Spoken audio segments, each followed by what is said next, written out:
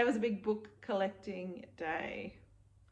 I feel like every time my life gets a little bit out of control, like things start to swirl externally, I decide to buy books. It's the one thing I can control.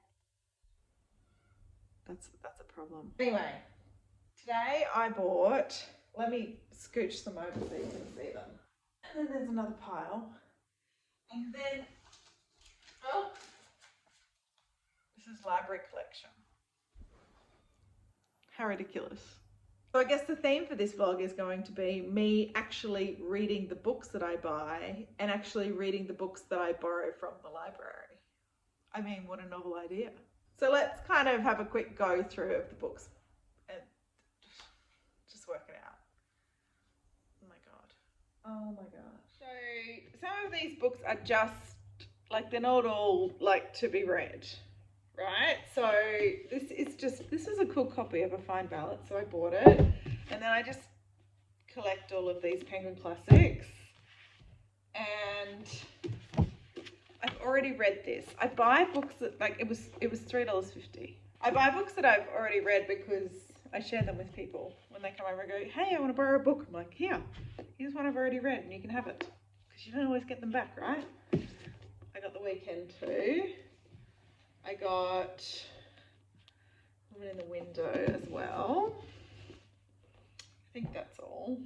And then it's just the classics ones. I collect these Virago Modern Classics. I love them so much. So these are just collection ones. So they don't really count, right? So that leaves us with 15, 16, 17 books that I bought that I need to choose from to read. So I thought I would choose one that I bought and one that I got in from the library. Deal? I'm going to make like a shortlist pile. That sounds cool. I won't wear that one. No. Look what I got. I haven't ever read these. This could be good. This week is a big week for me. There's lots going on. So this could be a nice, easy one and a bit of fun.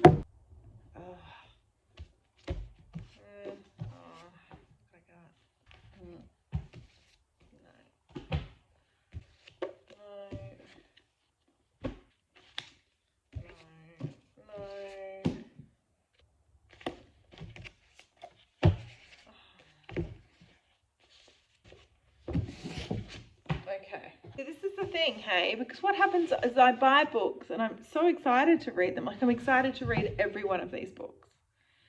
And then when I just put them on the shelves and don't engage with them straight away, then that excitement just goes. So this is the short list of 7 books. And then this is my library haul. And again, I'm excited to read every one of these. It's just too many books in the world and not enough time. How many times do you say that in your days? But seriously, so fantastic.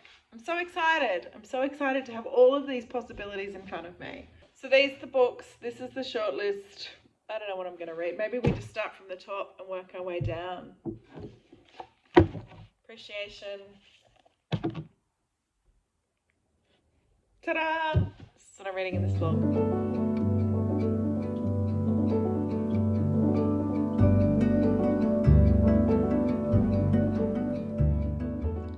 Morning. Tuesday. I finished this last night. Woke up in the middle of the night. Before we get excited, it's like 130 pages long. It's nothing. And it was very easy to read. This is my first Banana Yoshimoto book. I haven't read, is it Kitchen? I haven't read that. It's good. It's good. It's good. I just have such a rough relationship with kind of short stories and shortish stories, and I think so it just is about this girl who just doesn't remember much about her childhood, and then she explores why that is, and twist, right?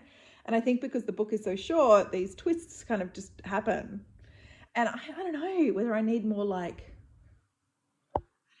character exploration of the whys around, and how that makes you feel kind of stuff.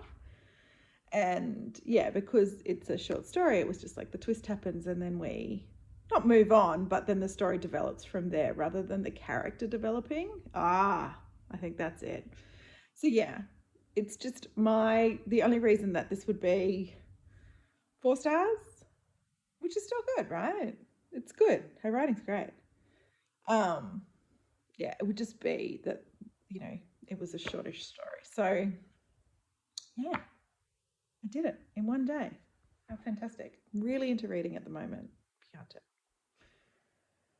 So, look, today's a day. Today is a day. I'm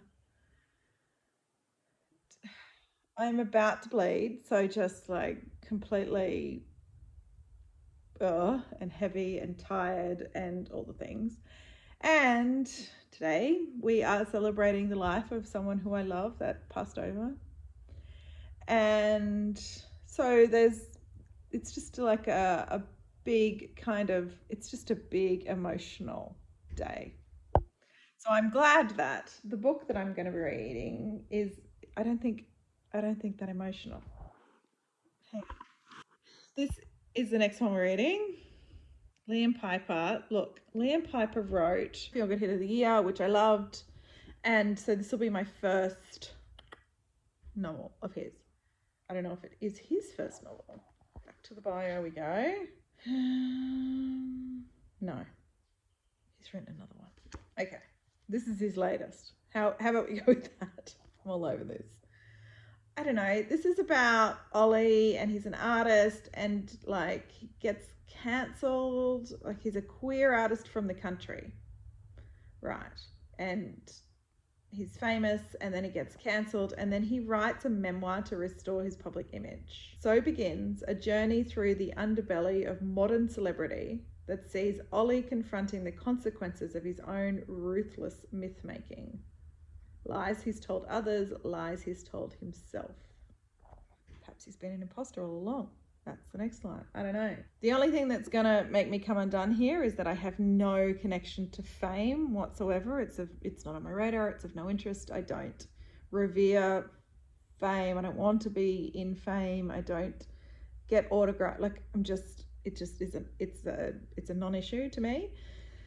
So if we go down all of that sort of stuff, this might be a little hard. But it was blurbed by Christos Tsiolkas, who I think is one of my favourite Australian authors, and he says it's wickedly good. So surely he didn't get paid for that blurb, and he really believes that, right? I'm going to read this and go about my big day, and I'll see you on the other side of all of that.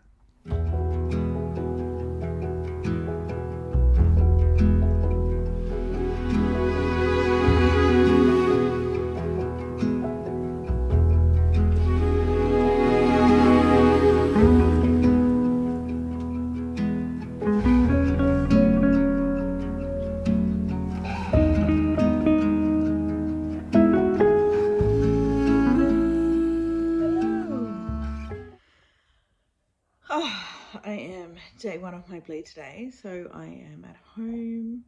I've had a delicious morning, and I've just woken up from a nap, and I've got the whole afternoon to sit on this couch or lie out in the sun and read. And so I thought I'd just give you an update on appreciation, because I have started it. I'm 72 pages in. My fears for why I wouldn't like this book have kind of started to unfold. I've read part one, and in part one we meet this artist and work out he's a cocaine addict and a bit of a dick, and caught up in all the fame and trying to keep all that alive, and lost himself in that. And yeah, we see the thing he did while high on a TV show, and he's getting cancelled. And cool. But there's just so many more problems than this like drug addicted artist in the world that I would rather read about. But this is what I think Liam Piper is doing. It's part two now. He's writing his memoir as a way to come back and redeem himself. And I just really hope that through this part of the book, we get a development in this character and we see him, start to build some depth and work out why and how he got to this place. Because that would be an interesting story to me. In a way. So, yeah, I'm going to keep reading until, if there's no character development, if there's no backstory created, if there's no understanding building, then I'm out. So, yeah, that's my boundary. Let's set some clear boundaries, right? Even with books. That is my boundary with this book. So, I'm going to eat my snacks and drink my tea and sit here for the afternoon. That's the plan. I'll let you know when I've read some more. Wish me luck. Wish Ollie, darling, luck in building some bloody self-awareness. That's what we need here. Just a bit of self-awareness. Okay. In saying all that, I just read a hilarious chapter where he meets his ghostwriter and they start ordering bottles of wine, a fancy Melbourne cafe, and each is assuming that the other person is paying. But the chapter is so well done that it's hilarious. He's made it so hilarious as they order charcuterie but in between, why the other person would think that the other person's picking up the tab. And yeah, it's piecing together, like, it's really well done. And it is very much of a jigsaw puzzle of a story, I think, to kind of like put all these pieces together. So I am watching that with fascination and a bit of awe as well. So, but yeah, I just had a great little laugh in chapter 16. Can you hear them?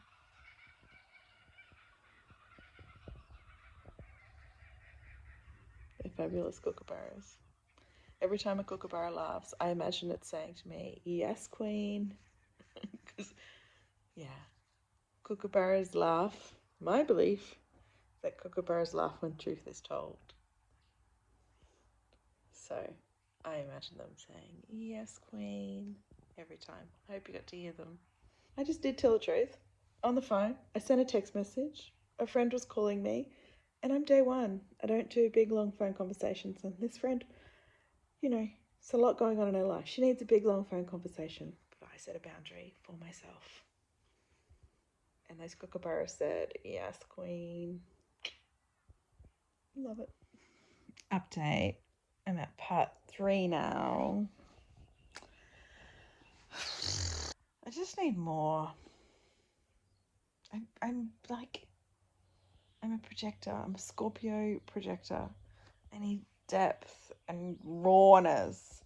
And this is just telling this story. It's a good story. It's funny. It's entertaining. I don't think it's meant to be like this sad, deep discovery thing. I think it's just meant to be this kind of riot through this guy's life. But for my personal taste, it's not ticking the boxes because I definitely need more depth. So I finished the bit where he met his ghostwriter. Now we're in the next part where he's going back because he's from the country. So I feel like I'm just going to give that part a go. But it's enjoyable to read. Like, I'm not slogging it out. It's just that I have so many questions and needs. I'm very needy. I'm a very needy reader when it comes to these kind of books. I can't just have the story. I need character, rawness, grittiness, crunchiness, all the things. So, yeah. Anyway, I've been out lying in the sun. It was delicious. And now I'm back in bed because it's day one and I need so many naps when I'm bleeding. So I plan to read and have a nap now.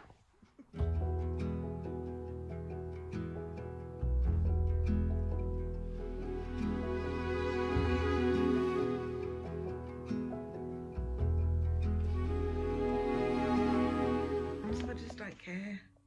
I just don't care. I'm near the end. Like, I'm 100 and something pages from the end, and we're in the next part now. And I think a big revelation was supposed to have just happened in the part I just read, but it just felt still too shallow for me. I'm going to DNF it. I had no interest in this guy. And yeah, and he's about to go and mix with socialites in Sydney and go to a luncheon and schmooze them, and I just can't be fucked. Even if he had a breakdown and realised it and went back to the farm and repented his sins and did all the things, like, I'm just not interested. So, this is it. Maybe I shouldn't have read this book while I was bleeding, because when you're bleeding, you just have no tolerance for just shallow shit. So, we're done. We're done. I will say, like, don't take this as a sign to not read this book. It is funny. I laughed out loud a lot. Like, it's funny. It's just of no interest to me. And if, you know, you're interested in reading those kind of like gossipy, celebrity, fame, kind of people at the peak of their fame and then, you know, go for a dive and trying to call themselves the comeback story, all that sort of stuff, then do it. The writing's great. The story's, you know, interesting enough. It's just not my kind of story. So, yeah. Don't take my DNF as a sign not to read this book if you are interested in it. It's not bad. It's just of no interest to me. I hope I got that point across clearly. So I'm ending the vlog here because I was going to read another book, but I want to do something else. I don't want to read those stacked books anymore. So this is what happens. You've got to get in quick to read the books that you borrow from the library and read the books that you buy while the excitement's high. And because that book was a DNF, I think I've just lost a bit of excitement around that, which is a shame. I will get back to it and I will vlog reading more of the stack. I did have plans to do that, but I want to do something else. So I'm honouring that. Ending the vlog here. Sorry to end it on a DNF, but I hope you've enjoyed spending some reading time with me. So I'll see you when I film something else again, which I plan to do now. So I'll see you in that one. Okay.